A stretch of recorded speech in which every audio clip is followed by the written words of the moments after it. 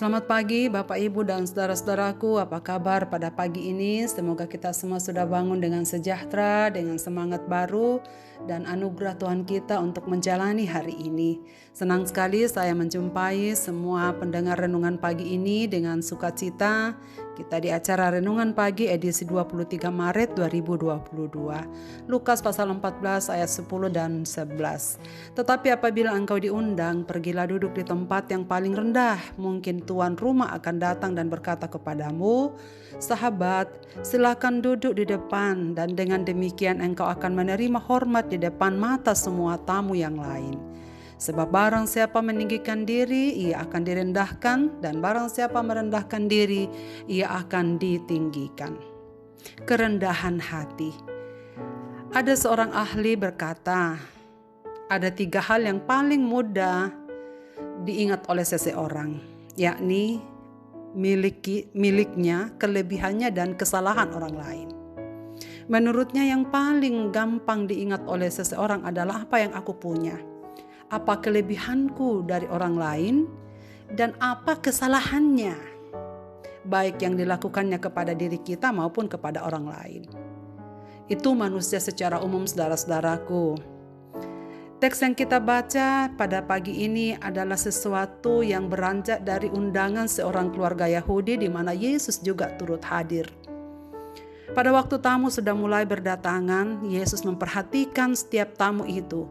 Dan ternyata ada yang aneh dalam pemandangan Yesus, sebab para tamu itu sedang berlomba-lomba untuk menduduki tempat kehormatan.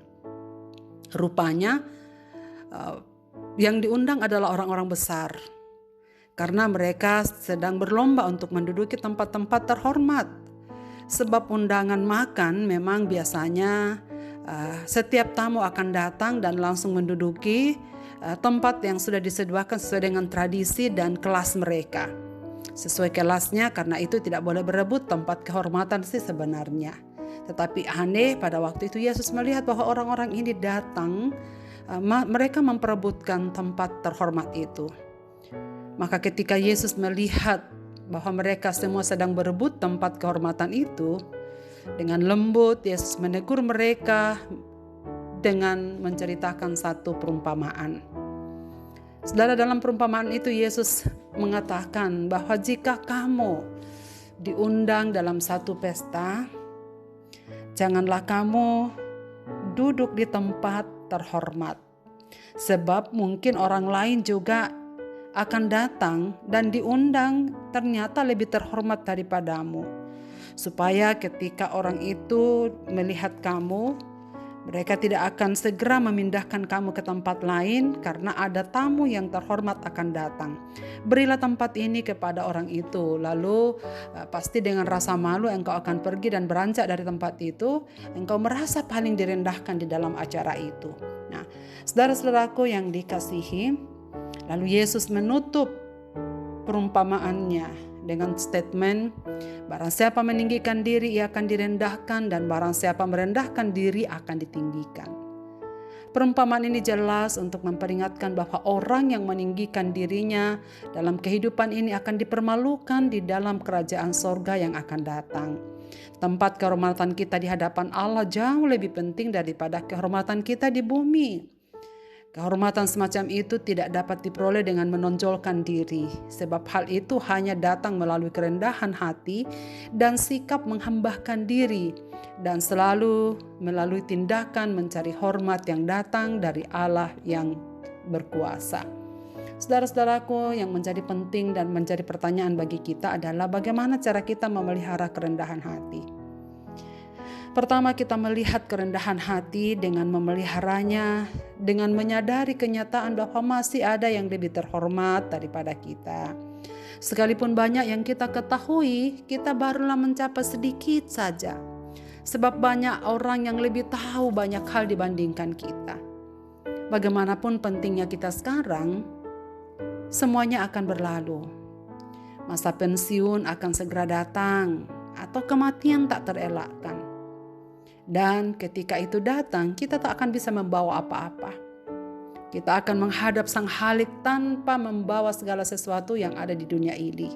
Kehormatan kita, kedudukan kita, bahkan semua yang kita miliki.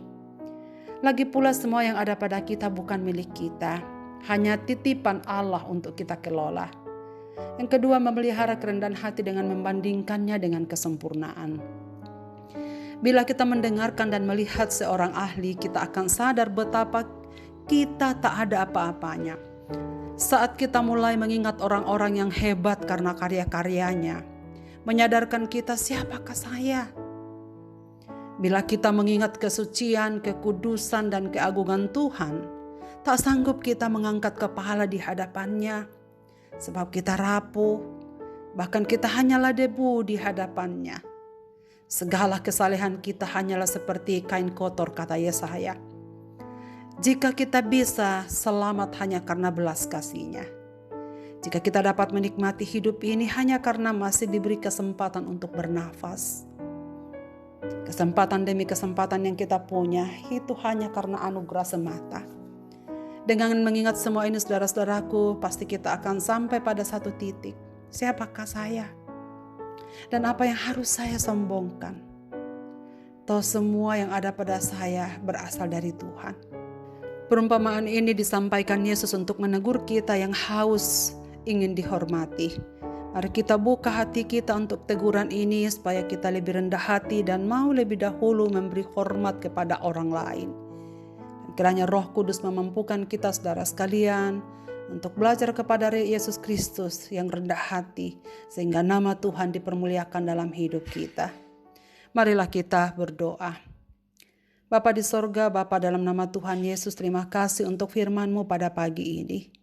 Ajarlah kami ya Bapa untuk semakin memiliki kerendahan hati dalam hidup ini. Ajarlah kami untuk mendahulukan kepentingan orang lain dan mengutamakan untuk menghormati daripada dihormati. Kiranya Roh-Mu menuntun kami supaya firman-Mu ini dapat kami lakukan di dalam kehidupan kami. Setiap pendengar renungan pagi dimanapun mereka berada hari ini yang mendengarkan firman-Mu, Bapa, tolonglah mereka dan hadirlah dalam hidup mereka sesuai dengan keberadaan mereka. Kiranya Tuhan memimpin mereka dan memberikan kekuatan, sukacita dan damai sejahtera daripada-Mu yang melampaui segala akal. Hadirlah dalam segala hidup kami di hari ini Tuhan, dan lindungilah kami dari segala yang jahat. Di dalam dan demi nama Yesus Kristus Tuhan kami berdoa. Amin. Selamat beraktivitas Bapak, Ibu, dan saudara-saudaraku. Tuhan Yesus memberkati kita dengan firman ini.